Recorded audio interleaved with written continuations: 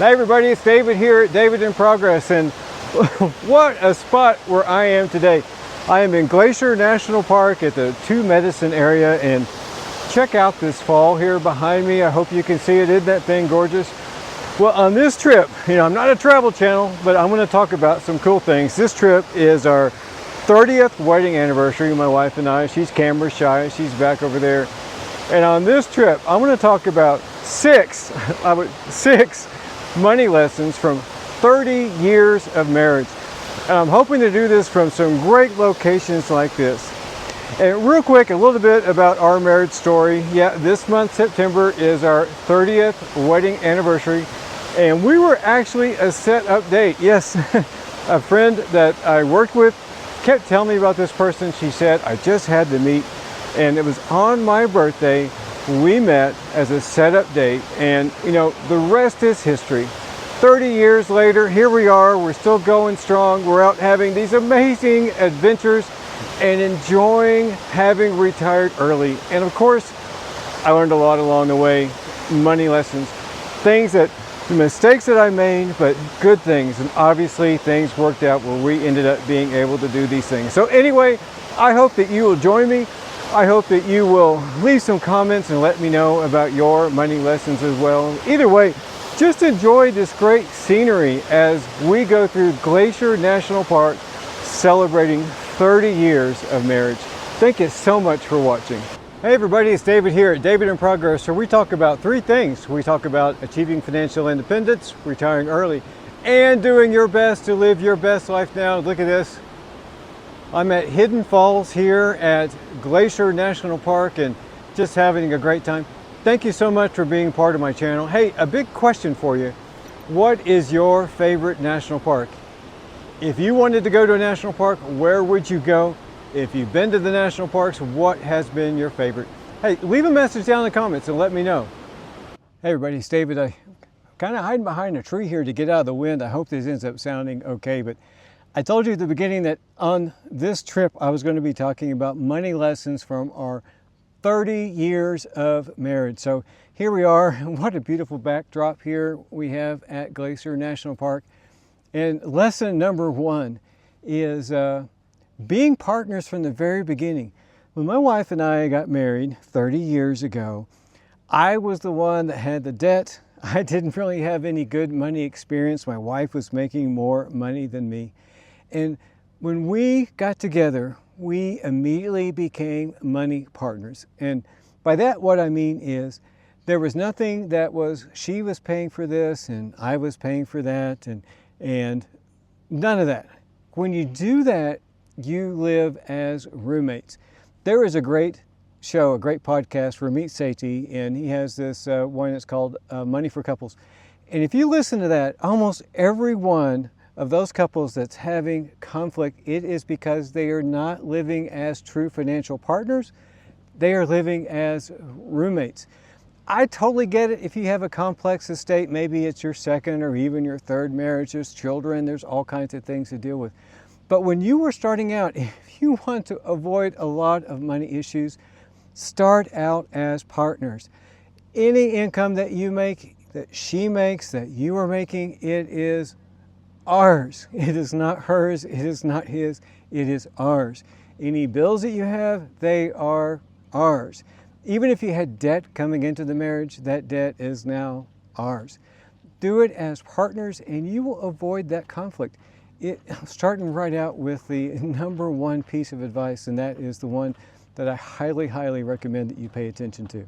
So as long as I'm on this gorgeous little walk here, we're going to talk about marriage money lesson number two, which is, we talked about before, living as partners where you've got all your money combined together. Well, you also have to be spending partners as well. You may find this surprising since I'm a bit of a saver and investor. I'm also a spender. I like nice bikes. I like nice cars. I like nice technology. And Mrs. David in Progress, who's hiking back here behind me, is very conservative. And it's really kind of hard to get her to buy anything, which is she's laughing back there, which is a good thing. So she has many times dialed me back and had good advice on, hey, we really don't need this thing that you really think that we need. And not only is that a good thing, but as part of the reason we've been able to save and invest and do so many great things like we're doing right now. The key to that is being open to the feedback. A lot of relationships have really negative consequences to fighting over something that one person wants to buy and the other person doesn't. Stopping for a second because the guy in front of us is peeing. But you just have to work together and make sure, you know, if you read the statistics and you hear the stories, money conflicts are one of the number one reasons that marriages have problems, and staying on that same page from the very beginning cannot overstress it. And that includes a lot of compromise on what you're going to spend money for. Maybe you really don't need that boat. Maybe you really don't need that sports car because you're saving for something bigger, something like this. So how about that view here behind me? This is Lake McDonald here at Glacier National Park. And if you've been following along, I'm talking about some money lessons from our 30 years of marriage. And this one is probably one of the best, and that is being okay with the simple things. You know, when you are thinking about your money decisions, and a lot of people get really complicated, and I'll tell you, my wife and I, we love the simple things. We love the hikes out in the parks. We like the just coffee time in the back porch. We love the things that don't really cost a whole lot of money. And if you watch the video I had several months ago, I was talking about the concept of a net life, and that is the whole of everything, where it's not just our money, it's not just our finances, it's also the other big things in our life and how they all go back together to combine to make that net life. And that's something that I think, especially when I'm thinking about loving the simple life, loving the simple things, that is one of the keys. And it's been a string throughout our entire marriage where we keep things simple, not just in our finances, but in the way that we live and the stuff that we love. So I'm going to have that as number 3, is keep things simple and love the simple things. This is such a great spot. I'm going to talk about another money thing that we do. Probably the greatest thing we've been doing in the several years that led up to our early retirement was our monthly meetings. Now, I've talked earlier about how I am a bit of the finance person. I'm the geek that has all the spreadsheets and all that stuff, and my wife really does not care about that at all. In my final years of working, I was in HR, and one of the roles that I have, which I actually volunteered for, was to call the family of a deceased employee and talk to them about benefits. And in almost every case, the spouse knew very little about the husband's finance. So I was helping an engineering group, so it was mostly older men. So it was typically the female spouse that I was talking to. And it was very rare that the spouse understood the finances of the husband. So I learned an important lesson from that. And ever since that time, I started sitting down with my wife once a month. We go over our spreadsheet and make sure that she understands everything within our retirement planned finances. And that was very important leading up to this point, and especially important now that we are actually early retired.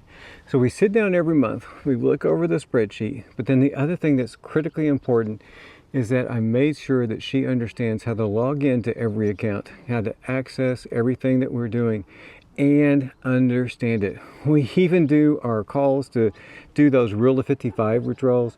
We do that on a conference call so that she can hear what I'm talking about, and then also that she can perform some of the functions. So those monthly money meetings are critically important. If you were to start that early in your marriage, going over budgets, that type of thing, I'm sure that would be very helpful. And for us, it was the monthly thing, and it's something that I highly, highly, highly recommend. All right, here we are. It's our final day at Glacier National Park, and we're at Bowman Lake, which is in the North Fork area of the park. And it's one of the least visited. You do have to do a timed entry to get here, but then it's all dirt road. So you can see, what do you not see? You don't see any people, which is great. So this is where I'm going to do my last couple of money tips for you. You remember we're doing money tips from 30 years of marriage. And this is a really important one, which is start saving early. When we first got married, I was basically broke. I didn't have a lot of money, but I was already saving into that 401k just up to the match. And each year, as our income increased, every time I got a raise, I added a little bit more to that 401k. And it may seem like a little thing, but small things lead to big results. So each time that income goes up a little bit, you want to do some more of that saving. And along the way, you might find that compounding kicks in, and before you know it, many, many years later, hey, you're able to do stuff like this. You're able to retire early. So that is money tip number 5. Start saving early and gradually increase that savings as your income allows. Doing so will compound into great rewards for you. Now I'm going to move on to that final tip number 6, and that is be an example. My financial journey really began with Dave Ramsey. I love his get out of debt method and get out and stay out of debt philosophy. Not a fan of his investment advice. Don't listen to Dave Ramsey when it comes to investing, but listen to him on the goal of having zero debt.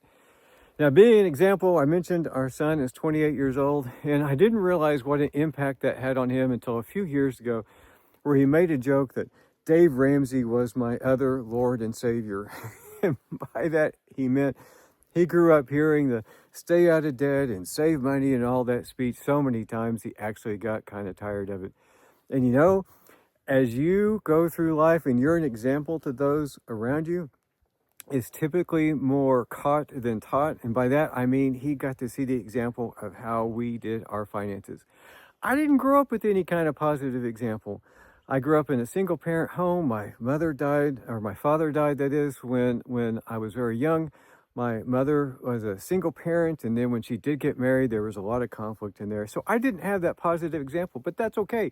That made me a blank page, meaning that when I did want to learn about it, I read books, I found mentors, and next thing you knew, I was doing okay. But for our son, we lived as an example. I knew in my relationship with my wife, however I treated her was most likely how he would treat his future wife, so I lived by example. I also knew from our money life, however we lived with our finances and whatever he saw as far as what we actually did, in addition to what we said and talked about what we were going to do, was how he was going to live his life as well, most likely. And so far, so good. So be an example. 30 years of marriage. Here we are out on our 30-year wedding anniversary trip, and we brought you along. I hope you've enjoyed these money tips. What money tips do you have? You might have been married for 30 years. You might have been married for 3, and maybe you're not married at all. But what tips do you have for couples? Leave it down. Leave the tip down in the description. I would absolutely love to hear from you. Again, thank you so much for being a part of David in Progress, and thank you so much for being part of my channel. I hope you enjoyed the views on this video.